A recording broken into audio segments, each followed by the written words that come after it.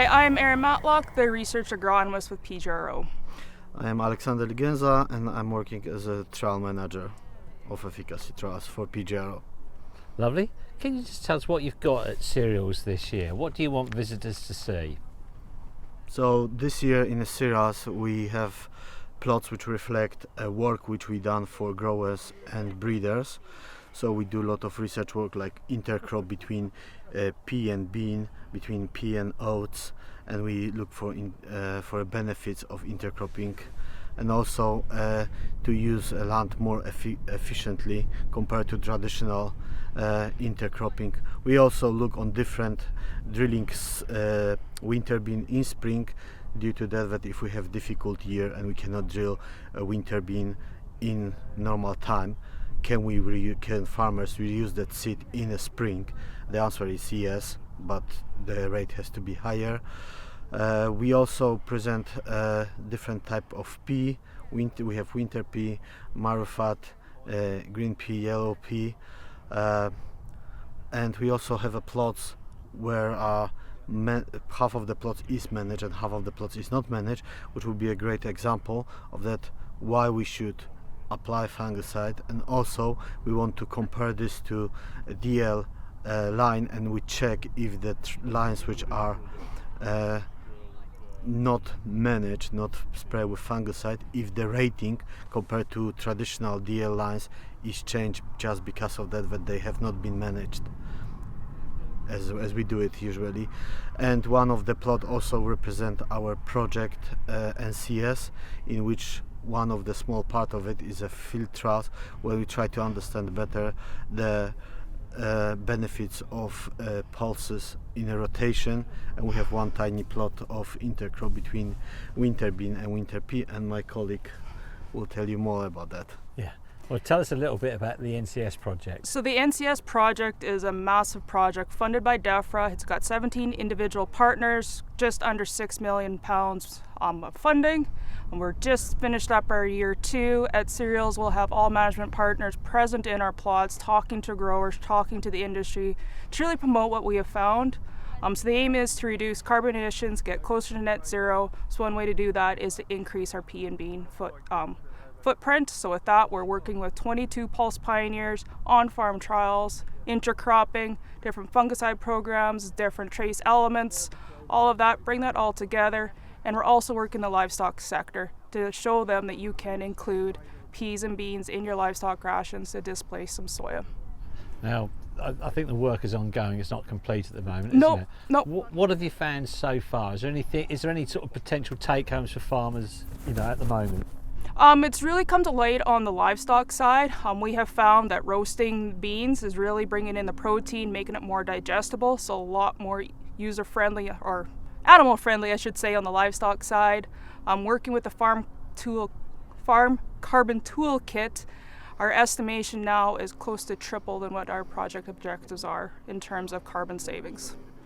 So we're only in year 2. One way to really keep tabs on what's going on in this project is Pulse PEP. It's led by ADAS, it's part of Farm PEP, it's accessible to everybody. Just create an ID and you can go in and engage in this project. Yeah. All these partners are going to be on the stand. That's the objective. Right now it's looking very promising. Yeah. It's an opportunity for farmers to, if you like, get right up to the cutting edge scientists that are involved in all the work. As well as other farmers that are involved in the project to hear their hands-on experience. Oh, right, so you're going to have farmers involved in the project on the stand as well? Yeah. Wow, what a great opportunity that is. What I'm going to ask you to say is actually just that we've got farmers involved in the PEP project that farmers can come and talk to at cereals? Yep. Do you want to just say that? Okay, we've got farmers involved in the NCS project, and they're also going to be on the stand, so you can talk to other farmers that are involved in this project to see how it can help you. It sounds like you've got an awful lot going on. How many actual plots have you got across the whole PGRO stand? Across the stand is, I think about between 20 to 30 plots, and in cereals. Yeah. Wow. And I think you mentioned you're looking at some new pea varieties. Did I get that right? No, not new pea varieties. We just look different type of pea just to present what type of pea and how they look, because sometimes people coming and they don't know what are the differences between them. Right. Be more of your novel ones, so your marrow fats, your winter peas, as well as other novel crops like your lentils and lupins. So it'll be some more of your novel crops that just really aren't well known. Yeah. And just out of interest, how are those, maybe those novel crops, how are they looking at the moment? And the second question of that is what is the opportunity for farmers with some of these novel crops? The plots are looking fantastic. I'll touch on the lupin.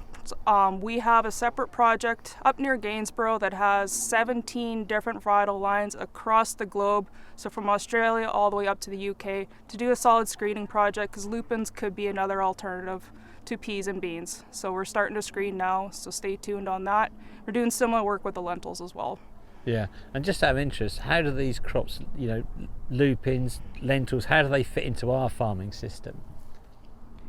You'd plant those instead of peas or beans, so you're still looking at the same rotation.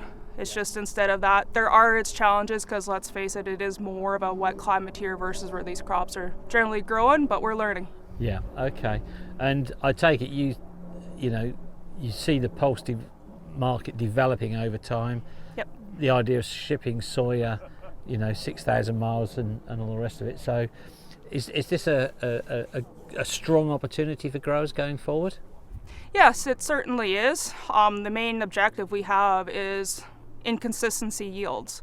So through all of our projects, all of our other things we're working on is definitely going to help build in how we can make these plants more consistent, yields more consistent. So another big one that we just started off is answers, and that's looking at all different types of nutrition on beans to see what is actually needed when and what is really going to help drive this yield. Yeah, and is that going to be here? We will talk about it here. We're going to have the people involved in that project on the stand, definitely have that, but it physically just went into the ground this year and there's sites all over, but not here. So at Cereals, we really want to hear feedback from growers, as this feedback is really going to help us tailor our projects moving forward and also go back into the archives as maybe we've missed something. In terms of cereals, why is events like this important? They're important because we can present the PGRO work to the public. We also offer a free service for our members, like Plant Clinic, which can help growers to understand if they struggle with disease or some issue with establishment. They can send samples to PGRO, and in the frame of the membership we provide the support and feedback to them and help them to identify the issue. So this is kind of promotion. Cereals is really our main event to get in front of all the growers from coast to coast, get involved with our other industry partners, plant breeders. We're all in the same field, so it's really good collaboration and just get involved with boots on the ground. Just out of interest, it's been a very unusual season again. What impact has this season had on pea and bean crops, pulse crops? Very little compared to previous years. The autumn did start off a little bit wet. There was concerns getting it in the ground, but things did dry up. Planting was delayed a little bit. This spring was probably the best spring planting conditions we've seen in a couple of years. If anything, was a little bit more on the drier side, but the folks that got rain those last couple of weeks is definitely bringing them on good. So far things are looking very promising. Yeah. And aside from all the plots, is there anything else at Cereals that you have? Competitions? Anything to do with training or education or anything like that? Our whole site is based, if you want to call it, on knowledge exchange. You teach us, we teach you. Let's just have the conversation on how we continue to grow peas and beans.